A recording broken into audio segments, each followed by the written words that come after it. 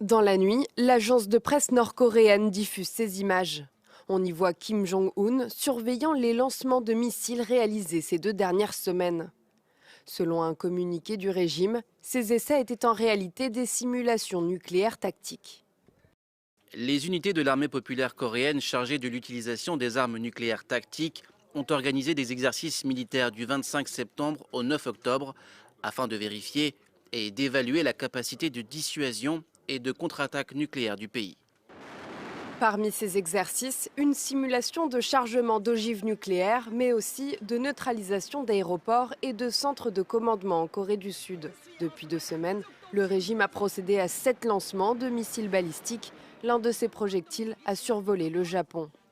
Selon Pyongyang, ces manœuvres sont une réponse à l'intensification de la coopération entre Séoul, Washington et Tokyo.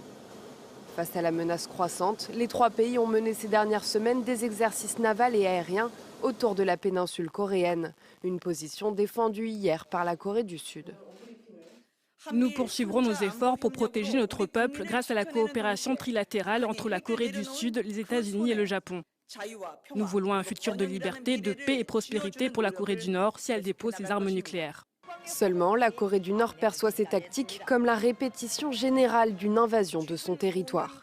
Des experts estiment que le régime a achevé les préparatifs pour un nouvel essai nucléaire qui serait le 7e de son histoire et le premier depuis 5 ans.